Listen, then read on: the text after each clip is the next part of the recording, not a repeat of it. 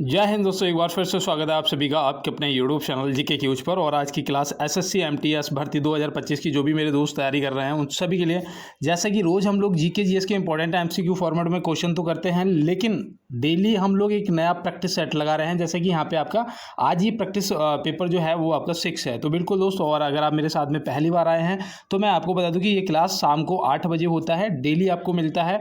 और यहाँ पे हम लोग तैयारी कर रहे हैं कि भैया हमारा 75 में से 75 नंबर कैसे आए, है ना। हमारा जीके जीएस में से 75 में से 75 नंबर कैसे लाने हैं, तो उसकी तैयारी में हम लोग पूर्ण रूप से लग चुके हैं। तो बिल्कुल दोस्त, बढ़ते हैं अपने क्लास की तरफ। और पहली बार अगर आप क्लास में विजिट कर रहे हैं तो एक बार आपको क्लास को लाइक वाला बटन दबाना है। आपका ये सपोर्ट और ये आपका प्यार होता है ना। और जो भी पहली बार हैं वो इस चैनल को सब्सक्राइब करके बेल आइकन ऑन कर लेना, क्योंकि ये क्लास जो है वो शाम को आपको 8 बजे डेली मिलता है। तो बिल्कुल दोस्त, नोटिफिकेशन आपको तुरंत मिल जाया करेगा।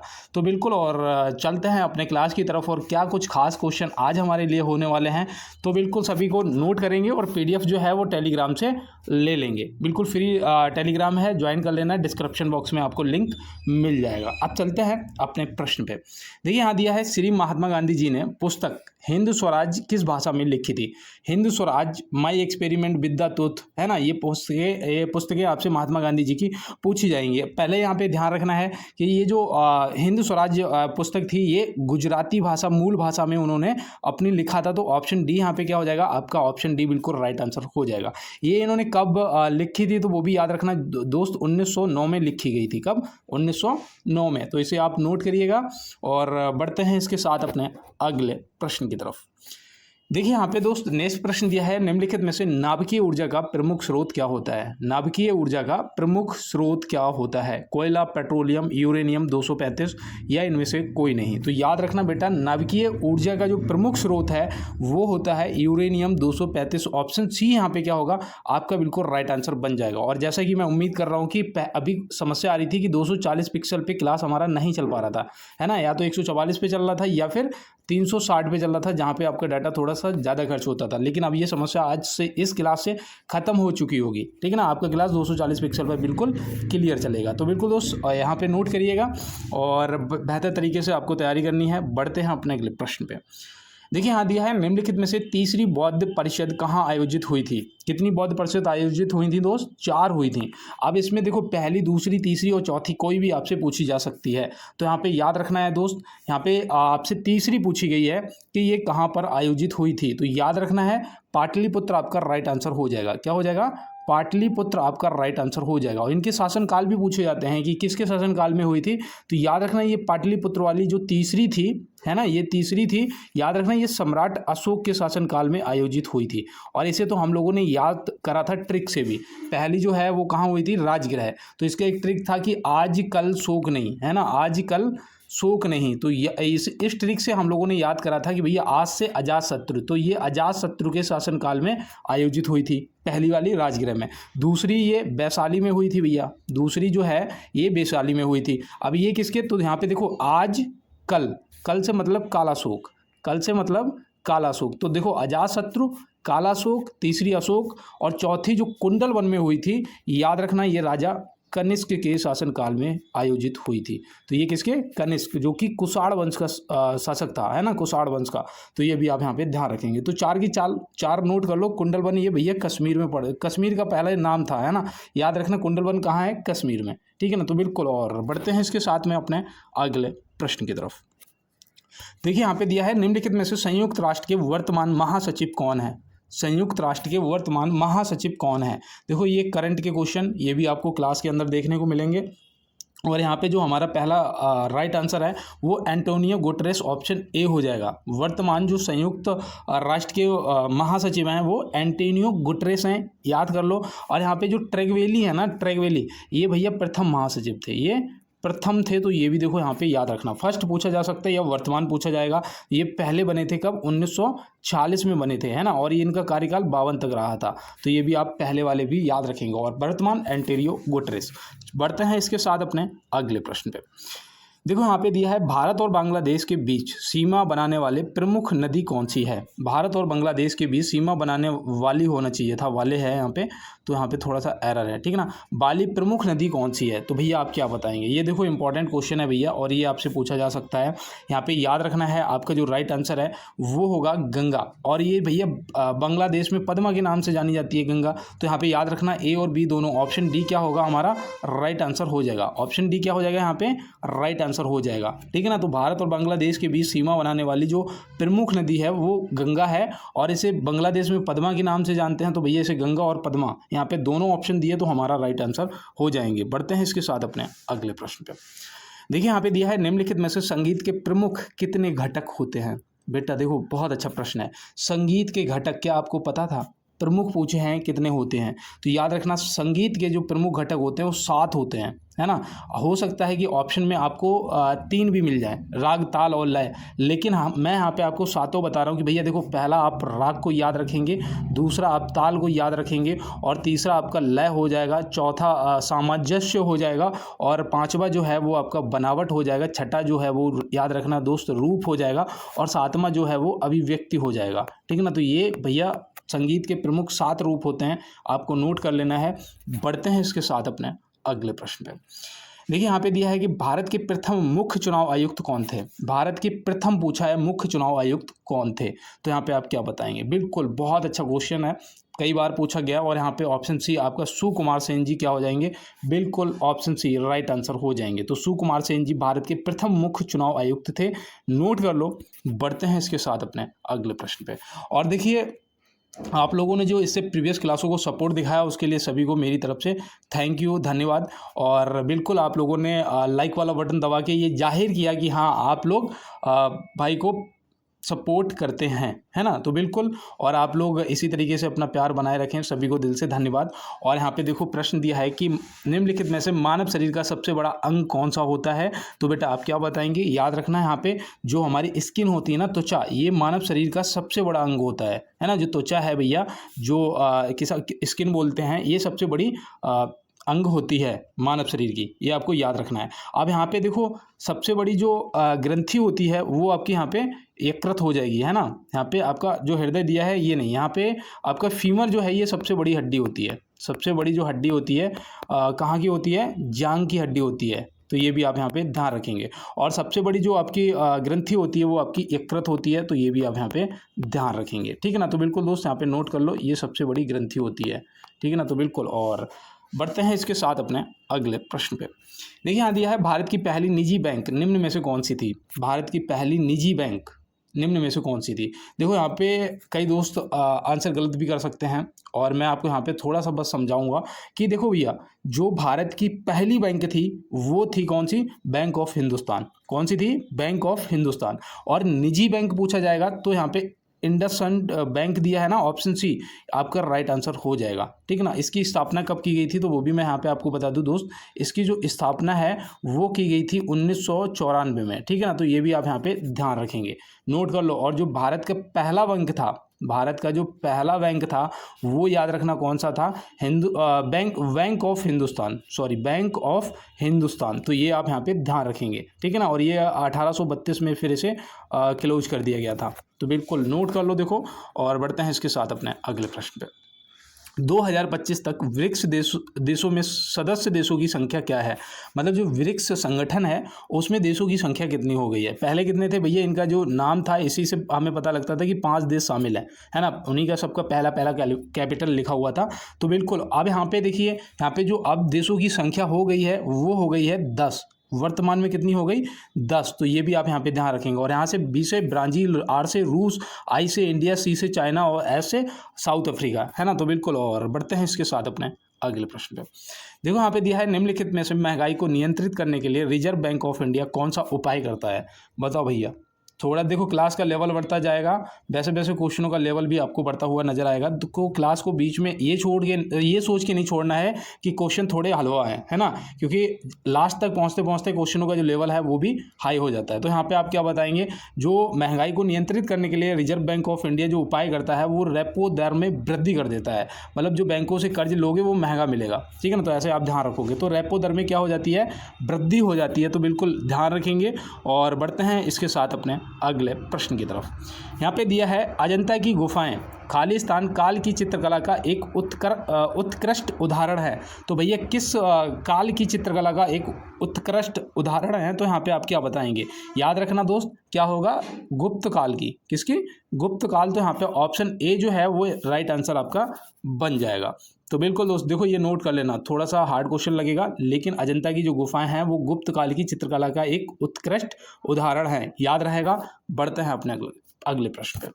देखिए हाँ दिया है, निम्नलिखित में से कौन सा त्योहार गोल्डन टेम्पल में विशेष रूप से मनाया जाता है। गोल्डन टेम्पल पता कौन सा, गोल्डन मीन्स स्वर्ण, टेम्पल मीन्स आपका जो भी मंदिर है ना, तो गोल्डन मंदिर या स्वर्ण मंदिर जो है, इसमें कौन सा, आप स्वर्ण मंदिर आप समझ गए होंगे कि भैया हम लोग यहाँ पे बात कर रहे हैं अमृतसर की, है ना, अमृतसर की बात कर रहे हैं। तो यहाँ पे हम बता सकते हैं कि हमारा जो वहाँ पे विशेष रूप से त्यौहार मनाया जाता है वो वैसाखी मनाया जाता है। क्या मनाया जाता है, ऑप्शन बी बैसाखी मनाया जाता है। तो ये आप यहाँ पे ध्यान रखेंगे, नोट कर लो। बढ़ते हैं इसके साथ अपने अगले प्रश्न पे।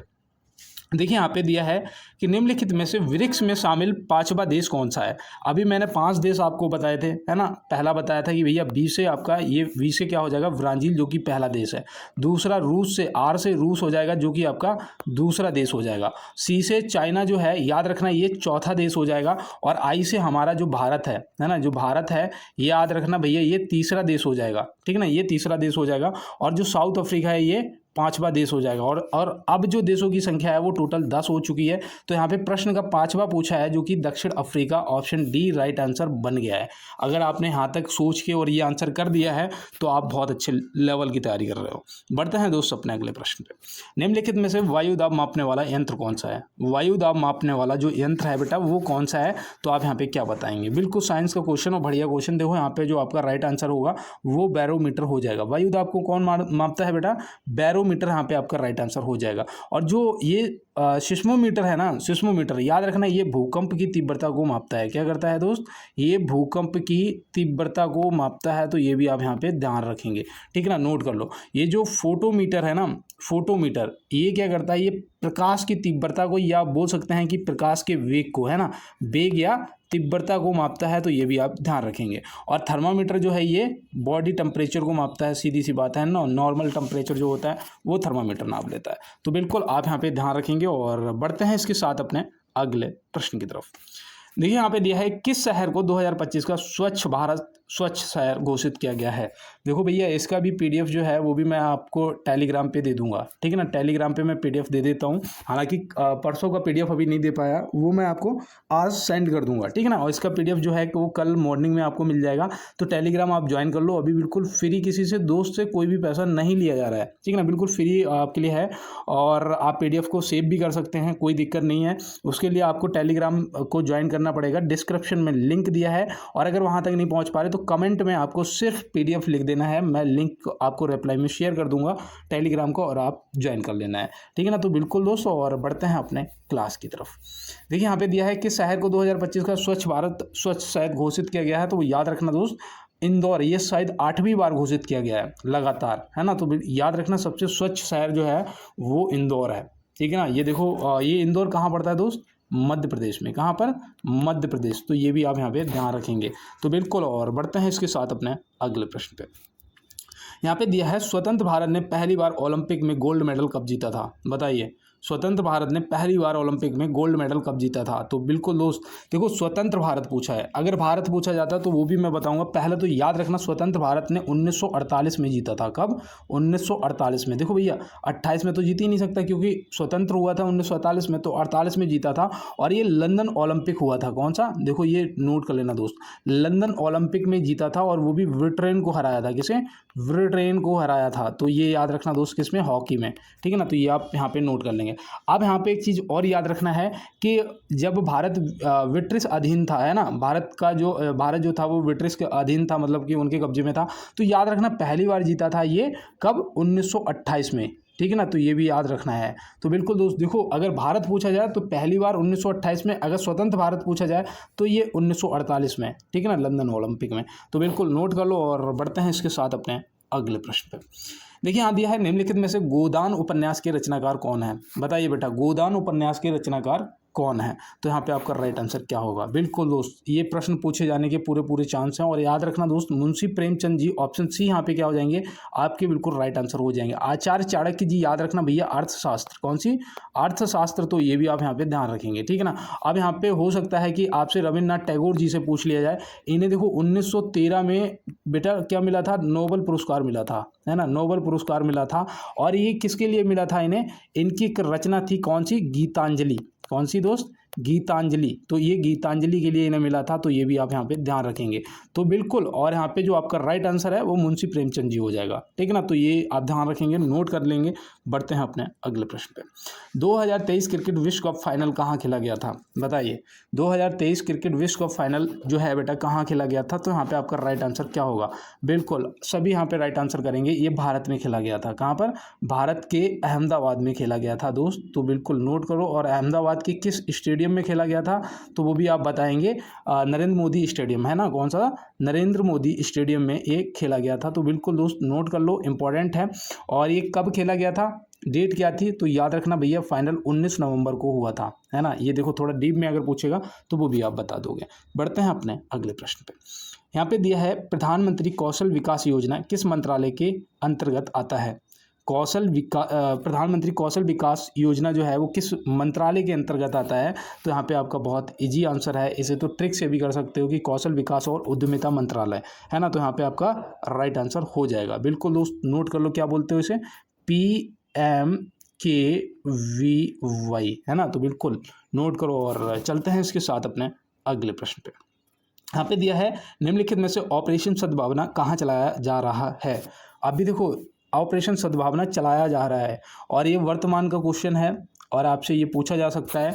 याद रखना दोस्त, ये काफ़ी इंपॉर्टेंट है। ये जम्मू कश्मीर में चलाया जा रहा है, तो ये आप यहाँ पे ध्यान रखेंगे। और जम्मू कश्मीर में जो आतंकवाद से प्रभावित लोगों की मदद करना इसका उद्देश्य है।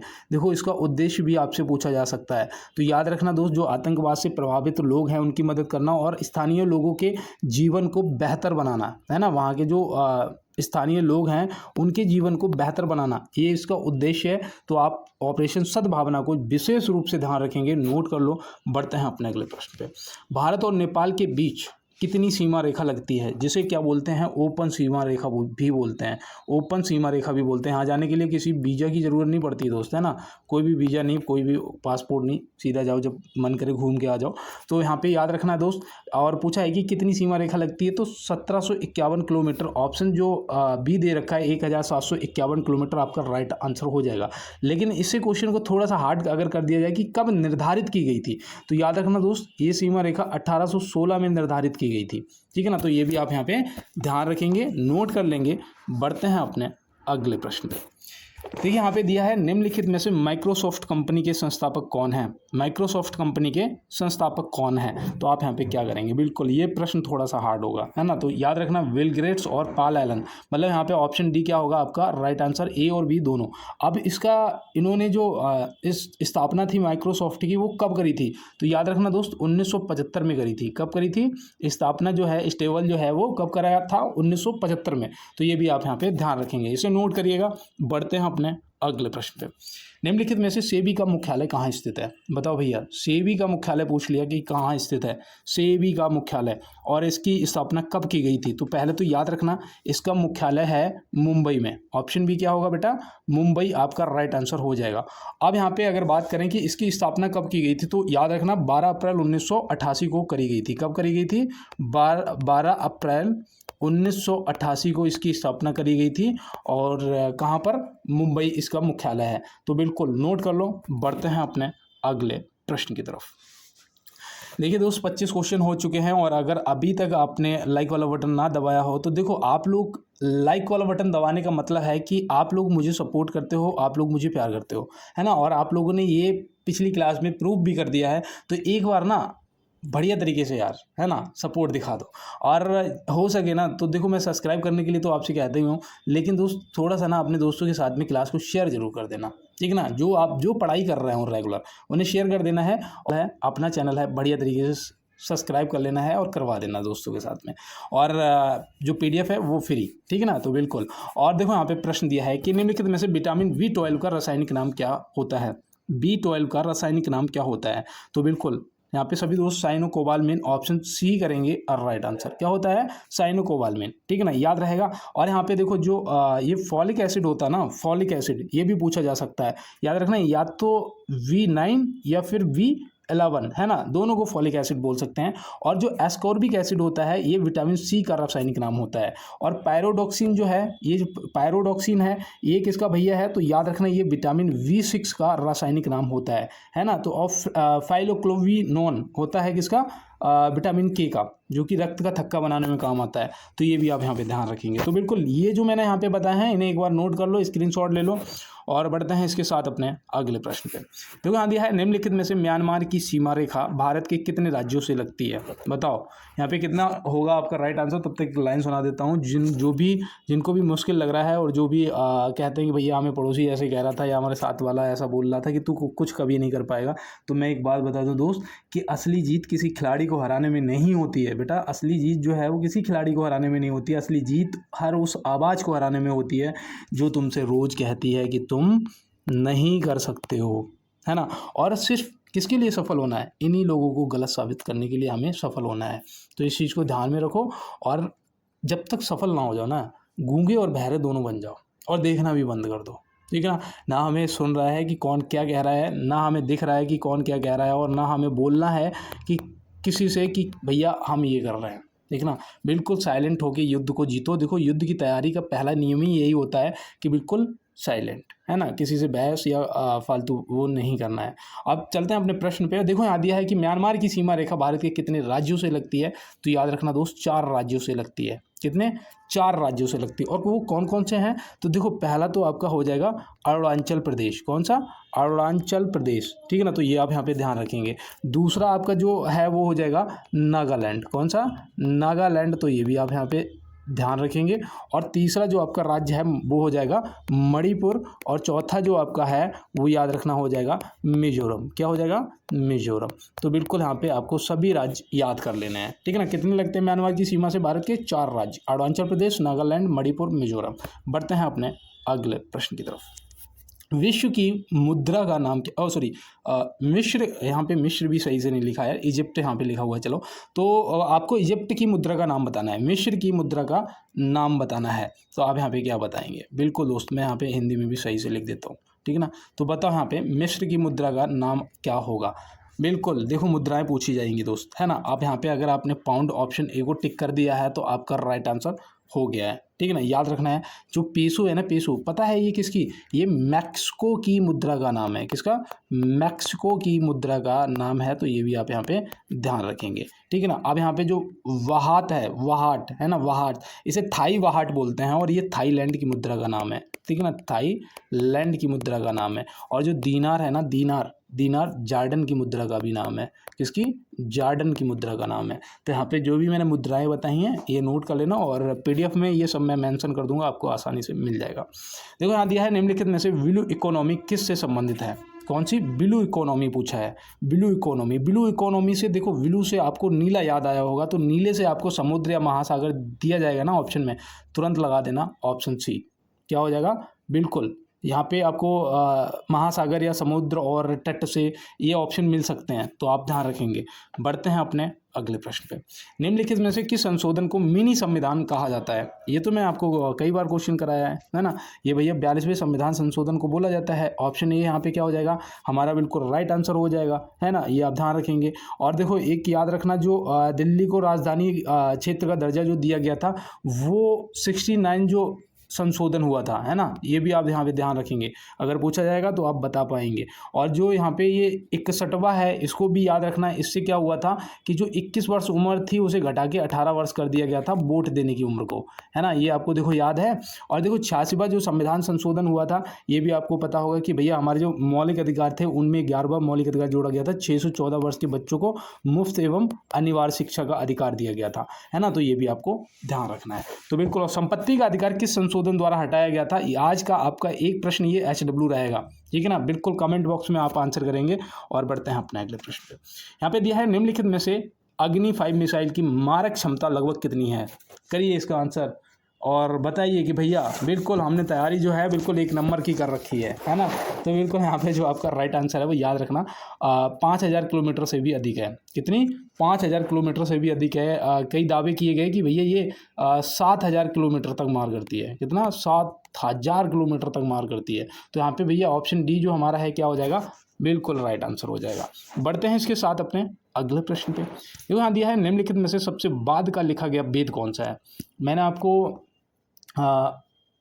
वैदिक काल उस दिन पढ़ाया था, 4-5 दिन पहले शायद पुलिस की क्लास में पढ़ाया था। वैदिक काल 9 बजे होती है पुलिस की क्लास।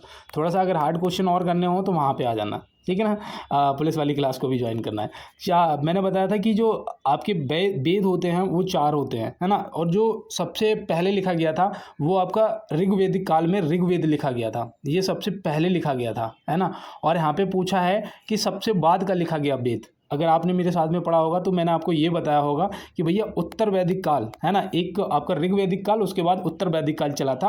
और उत्तर वैदिक काल में सामवेद लिखा गया था, फिर दूसरे नंबर पे, तीसरे नंबर पे आपका यजुर्वेद लिखा गया था, और चौथे नंबर पे आपका अथर्ववेद लिखा गया था। तो सबसे बाद का जो वेद है वो अथर्ववेद है, जिसमें आपकी जादू टोना, वशीकरण, प्रेम विवाह ये सब आ जाता है ना, मैंने आपको ये बता चुका हूँ। और देखो संगीत का जनक जो है वो सामवेद को बोलते हैं। संगीत का जनक अगर पूछा जाएगा तो याद रखना किसे बोलते हैं, सामवेद को बोलते हैं, ठीक है ना। और जो गद्य व पद्य दोनों में लिखा गया है वो आपका कौन सा लिखा गया है दोस्त, यजुर्वेद लिखा गया है। तो यहाँ पे देखो सबकी खासियत भी आपको ध्यान रखनी है, याद रखनी है। बढ़ते हैं अपने अगले प्रश्न पर।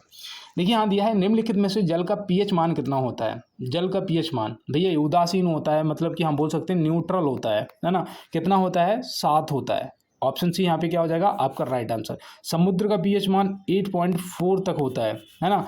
और जो साबुन होता है ना, साबुन कपड़े वाला, याद रखना उसका जो पीएच मान होता है वो 9 से 10 तक होता है, ठीक है ना। तो ये आपको ध्यान रखने हैं, ठीक है ना, पूछा जा सकता है। और 7 से कम जो होता है वो अम्लीय होता है, ये भी देखो याद रखना है, अम्लीय होता है 7 से कम जो होता है। और 7 से जो ज़्यादा होता है वो क्षारीय होता है, तो ये भी आपको ध्यान रखना है, ठीक है ना, क्षारीय। तो बिल्कुल दोस्त नोट कर लो। बढ़ते हैं इसके साथ अपने अगले प्रश्न पर। यहाँ दिया है भारत का एकमात्र सक्रिय ज्वालामुखी कहाँ स्थित है। भारत का एक ही मात्र सक्रिय ज्वालामुखी है और वो वैरन द्वीप में है। कहाँ पर? वैरन द्वीप। वैरन द्वीप भैया कहाँ पड़ता है? तो मैं आपको बताऊँ, ये अंडमान निकोबार में है। कहाँ पर? अंडमान निकोबार में पड़ता है। तो बिल्कुल यहाँ पे ध्यान रखना है, ये अंडमान निकोबार का एक हिस्सा ही है, तो बिल्कुल ऐसे ध्यान रखोगे। और बढ़ते हैं इसके साथ अपने अगले प्रश्न पे। ब्रह्मोस मिसाइल किन 2 देशों की संयुक्त परियोजना है?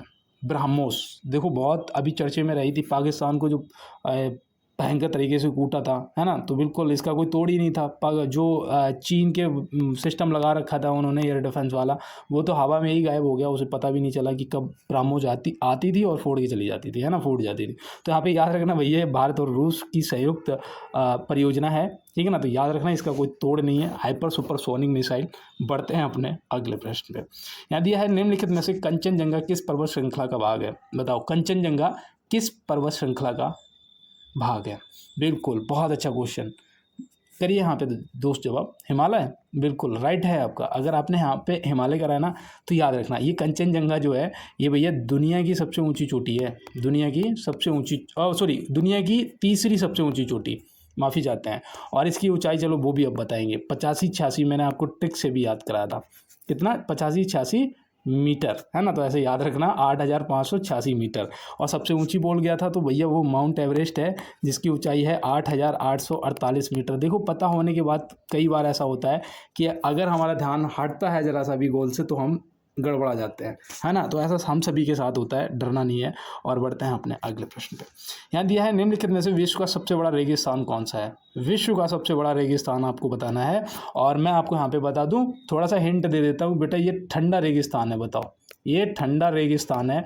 अब आप यहाँ पे राइट आंसर करेंगे भैया अंटार्कटिका। ऑप्शन सी यहाँ पे क्या होगा आपका राइट आंसर हो जाएगा। ये विश्व का सबसे बड़ा रेगिस्तान और ठंडा रेगिस्तान है, और यहाँ पे अंटार्कटिका आपका राइट आंसर हो गया है। बढ़ते हैं इसके साथ अपने अगले प्रश्न की तरफ। निम्नलिखित में से विश्व जल दिवस कब मनाया जाता है। बताओ बेटा, विश्व जल दिवस। बिल्कुल बिल्कुल, बहुत अच्छे। और लाइव क्लास के लिए कमेंट आया था मेरे पास, आप कमेंट में देख सकते हैं, आप लोगों ने लाइव क्लास के लिए भी कमेंट करा है।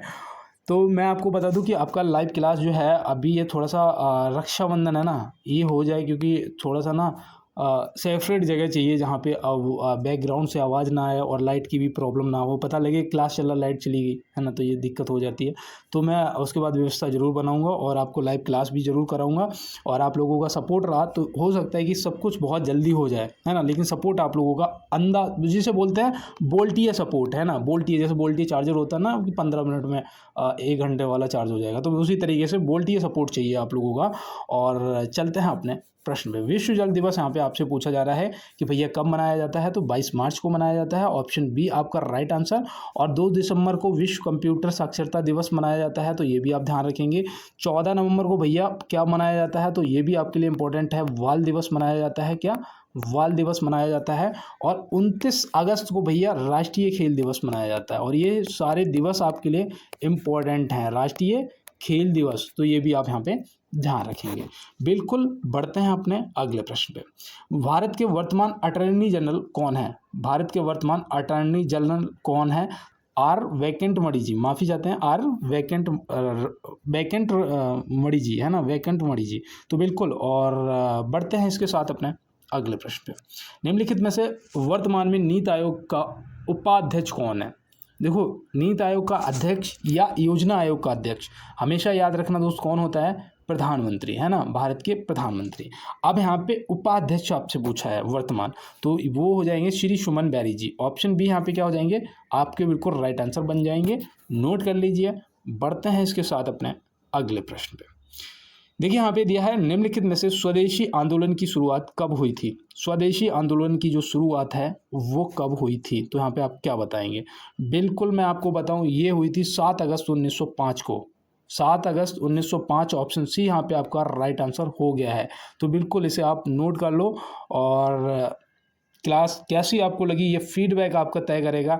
आप एक बार लाइक वाला बटन जरूर दबाएंगे, मुझे भरोसा है। और जो भी पहली बार आए हैं, चैनल को सब्सक्राइब करके बेल आइकन जरूर दबा लेना, क्योंकि दोस्त ये क्लास आपको शाम को 8 बजे मिल जाएगी, है ना। शाम को ये 8 बजे आपको क्लास मिल जाएगी। और थोड़ा सा सपोर्ट, जिसे बोलते हैं बोल्टिए सपोर्ट, है ना, तो बिल्कुल उसे दिखाने के लिए एक बार ना शेयर वाला बटन सभी दोस्त दबाएंगे, अपने दोस्तों के साथ में शेयर कर देना। और मिलते हैं दोस्त नेक्स्ट क्लास में नेक्स्ट प्रश्नों के साथ में। तब तक के लिए मेरे सभी दोस्तों को मेरा जय हिंद, वंदे मातरम, भारत माता की जय।